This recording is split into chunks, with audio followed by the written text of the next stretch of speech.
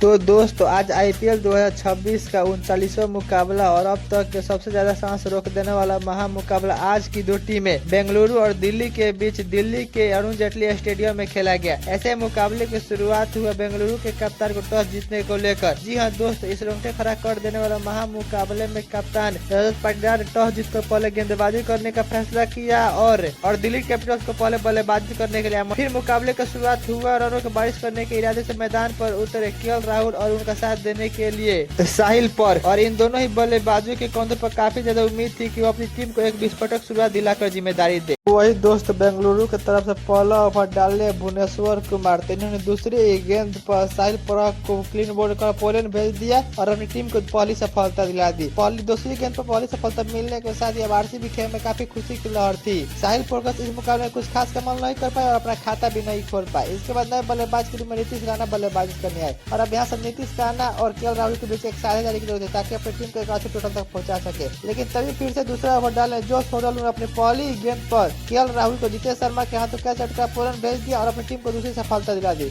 और back to back दो झटके लगने के कारण अब दिल्ली की टीम पूरी तरह से बैकफुट पर आ चुकी थी। केएल राहुल इस मुकाबले में कुछ खास कमाल नहीं कर पाए और 3 गेंद खेलकर मात्र 1 रन ही बना पाए। अब इनके आउट होने बाद नए बल्लेबाज के रूप में समीर रिजवी बल्लेबाजी करने आए, लेकिन अगली गेंद पर फिर से जोश होडल ने समीर रिजवी को जितेश शर्मा के हाथों का झटका पोलैंड भेज दिया और अपनी टीम को तीसरी सफलता दिला दी। और बैक टू बैक 2 सफलता मिलने के साथ ही आरसीबी के खेल में पूरी तरह खुशी की लहर छा गई थी। समीर रिजवी इस मुकाबले में आज अपना खाता भी नहीं खोल पाए। इसके बाद नए बल्लेबाज के रूप में क्रिस्टियन एस्टर बल्लेबाजी करने आए और अब यहाँ से क्रिस्टियन एस्टर और नीतीश राणा के बीच एक साझेदारी की जरूरत थी ताकि अपनी टीम को बेहतरीन टोटल तक पहुंचा सके, क्योंकि यहाँ पर 3 विकेट गिर चुके थे दिल्ली के। तभी जोश होडल की गेंद पर आते ही क्रिस्टियन एस्टर ने एक बेहतरीन चौका जड़ दिया फाइनल के दिशा में और क्रिस्टियन एस्टर आज ऐसा लगा था जैसे अंदर से सेट होकर आए थे और समझ बुझकर बल्लेबाजी कर रहे थे। लेकिन तभी तीसरा ओवर डालने भुवनेश्वर कुमार ने अपनी पहली ही गेंद पर क्रिस्टियन एस्टर को रजत पाटीदार के हाथों का चोट पोलैंड भेज दिया और अपनी टीम को चौथी सफलता दिला दी। क्रिस्टियन एस्टर इस मुकाबले में कुछ खास कमाल नहीं कर पाए और 4 गेंद में मात्र 3 रन बना पाए। इनके आउट हो जाने के बाद नए बल्लेबाज के रूप में अक्षर पटेल बल्लेबाजी करने आए और अब यहाँ से अक्षर पटेल और नीतीश राणा की सभी साझेदारी की जरूरत थी, लेकिन कोई भी दिल्ली के बल्लेबाज ऐसी कर बल्लेबाजी करने का नाम ही नहीं रहता और बैक टू बैक अपने विकेट गिरा रहे थे। तभी इसी ओवर की चौथी गेंद पर फिर से कमबैक करते हुए भुवनेश्वर कुमार ने अक्षर पटेल को जितेश शर्मा के हाथों का झटका पोलैंड भेज दिया और अपनी टीम को 5वीं सफलता दिला दी। अक्षर पटेल भी इस मुकाबले में अपना खाता भी नहीं खोल पाए और अब यहाँ से 5 विकेट गिरने के साथ ही दिल्ली कैपिटल्स की पूरी टीम अब यहाँ पर बैकफुट पर आ चुकी थी और कोई भी बल्लेबाज दिल्ली के टिक कर बल्लेबाजी करने का नाम ही नहीं ले रहा था और उनके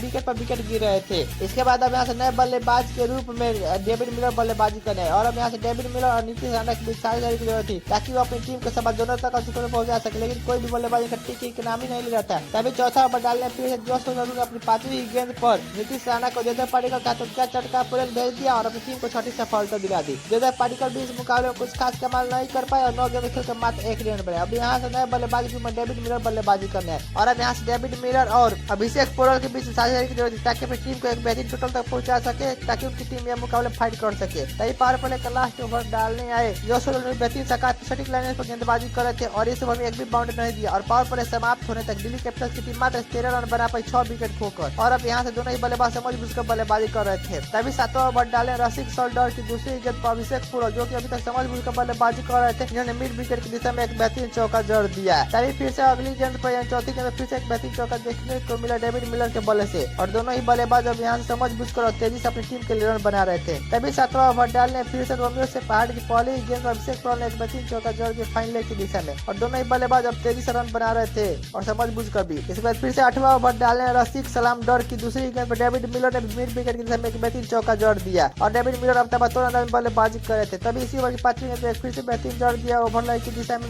डेविड मिलर ने और यहाँ से 72 रन में डेविड मिलर बल्लेबाजी कर रहे थे। तभी अगली गेंद पर कमबैक करते हुए रसिक सलाम डर ने डेविड मिलर को विकेट पर जितेश शर्मा के हाथों का झटका पोलैंड भेज दिए और अपनी टीम को 7वीं सफलता दिला दी और अब यहाँ से दिल्ली की टीम पूरी तरह से बैकफुट आ चुकी थी। डेविड मिलर इस मुकाबले में कुछ खास कमाल नहीं कर पाए और 18 गेंद में मात्र 19 रन बना पाए। इनके 8 जन बनाए बल्लेबाज के रूप में काइल जेमिसन बल्लेबाजी करने आए और अब यहाँ से काइल जेमिसन और अभिषेक पुरोहित के बीच साझेदारी की जरूरत थी क्योंकि अब यहाँ पर गेंदबाज बैटिंग करने आ चुके थे। इसी के साथ दोस्तों 10 ओवर की समाप्ति पर दिल्ली कैपिटल्स का स्कोर हो गया 46 रन 7 विकेट के नुकसान पर। तभी 11वां ओवर डालने रोमियो से पहाड़ की दूसरी गेंद पर काइल जेमिसन ने एक बेहतरीन छक्का जड़ दिया डीप स्क्वायर लेग की दिशा में, और दिल्ली कैपिटल्स की तरफ से यह पहला छक्का था जो एक गेंदबाज काइल जेमिसन ने लगाया। तभी अगली गेंद में फिर से एक बेहतरीन चौका जड़ दिया काइल जेमिसन ने, और काइल जेमिसन अब तबादला अंदाज में बल्लेबाजी कर रहे थे और गेंद को सिर्फ छक्के चौके में डील कर रहे थे क्योंकि रन यहाँ पर बहुत ज्यादा कम थे। अभी बराबर ओवर डालने में फिर से सुरेश शर्मा ने काफी सटीक लाइन लेंथ पर गेंदबाजी की और पूरी तरह से काइल जेमिसन को बांध कर रखा और अपने इस ओवर में एक भी रन नहीं दिया, सिर्फ एक रन दिया वाइड से। तभी फिर से 13वां ओवर डालने कुलदीप यादव ने अपनी तीसरी गेंद पर काइल जेमिसन को एलबीडब्ल्यू आउट का परिणाम भेज दिया और अपनी टीम को 8वीं सफलता दिला दी। 8वीं सफलता मिलने के साथ ही आरसीबी की टीम काफी खुशी में नजर आ रही थी। काइल जेमिसन इस मुकाबले में कुछ खास कमाल नहीं कर पाए और 13 गेंद में मात्र 12 रन बना पाए। इनके आउट हो जाने के बाद नए बल्लेबाज के रूप में कुलदीप यादव बल्लेबाजी करने आए और अभी कुलदीप और अभिषेक पोल के बीच एक साइज एक जरूरत थी क्योंकि इसके बाद सिर्फ लास्ट विकेट था। तभी फिर से 14वां ओवर डाले सुरेश शर्मा ने काफी सटीक लाइन पर गेंदबाजी कर रहे थे और सिर्फ वाइड से ही रन दे रहे थे क्योंकि बल्लेबाज को पूरी तरह से बांध कर रख रहे थे। तभी 15वां ओवर डालने फिर से कुणाल पांड्या इस ओवर में दोनों ही बल्लेबाज ने समझ बूझ कर बल्लेबाजी किया और सिंगल डबल से स्ट्राइक रेट किया और इसी के दोस्तों 15वें की समाप्ति पर दिल्ली का स्कोर हो गया 71 रन 8 विकेट के नुकसान पर। तभी फिर से 16वां ओवर डालने सुरेश शर्मा ने अपनी तीसरी गेंद पर कुलदीप यादव को क्लीन बोल्ड कर पोल भेज दिया और अपनी टीम को 9वीं सफलता दिला दी और 9वीं सफलता मिलने के साथ ही आरसीबी टीम में पूरी खुशी की लहर छा गई थी। कुलदीप यादव इस मुकाबले में कुछ खास कमाल नहीं कर पाए और 11 गेंद खेल कर मात्र 8 रन नहीं बना पाए। इनके आउट हो जाने के बाद नए बल्लेबाज के रूप में अब लास्ट विकेट के रूप में दुष्यंत चमीरा बल्लेबाजी करने आए और अभ्यास जीतू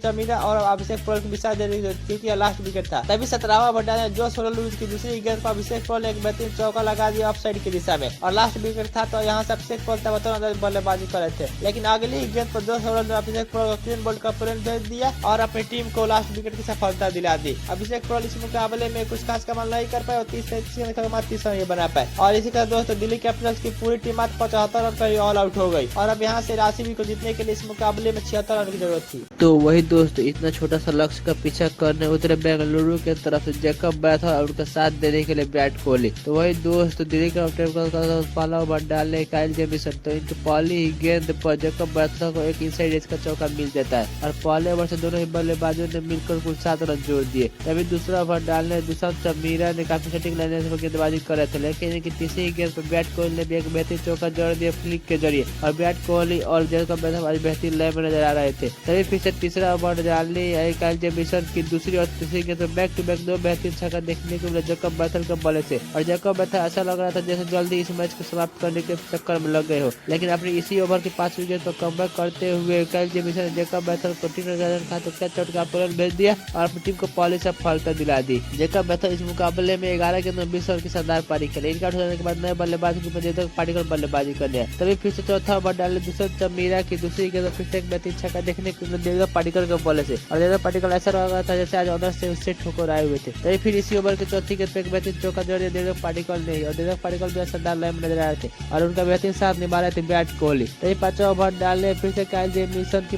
दूसरी गेंद पे एक बेहतरीन छक्का जोड़ दिया लेग की दिशा में देवदत्त पाटिकल ने। तो फिर इसी ओवर की तीसरी चौथी गेंद बैक टू बैक 2 बेहतरीन चौका देखने को मिला देवदत्त पाटिकल के ही बल्ले से और देवदत्त पाटिकल आज ताबड़तोड़ अंदाज में काइल जेमिसन को ओवर में बल्लेबाजी कर रहे थे और इनको आरे हाथ ले चुके थे। तो फिर इसी ओवर की छठी गेंद पर एक बेहतरीन छक्का जोड़ दिया काइल जेमिसन ने और काइल जेमिसन के इस ओवर से देवदत्त पाटिकल ने कुल 21 रन जोड़ दिए और ऐसा लग रहा था जल्दी पावर प्ले में देवदत्त पाटिकल इस मुकाबले को समाप्त कर देंगे। तभी पावर प्ले का लास्ट ओवर डालने अक्षर पटेल काफी सटीक लेंथ पर गेंदबाजी कर दोनों ही बल्लेबाजों को पूरी तरह से बांध कर रखा और अपने इस ओवर में एक भी बाउंड्री नहीं दिया और इसलिए दोस्तों पावर प्ले समाप्त होने तक बेंगलुरु टीम का स्कोर हो गया 65 रन 1 विकेट के नुकसान पर और अब यहाँ से बेंगलुरु टीम को इस मुकाबले को जीतने के लिए मात्र 11 रन की जरूरत थी। तभी फिर से 7वां ओवर डाला टीम नाइट्रोजन की दूसरी और तीसरी गेंद पर 2 बेहतरीन छक्का देखने को मिला कोहली के बल्ले से और विराट कोहली ने 2 छक्के बेहतरीन लगाकर इस मुकाबले को अपनी टीम को 9 विकेट से जिता दिया।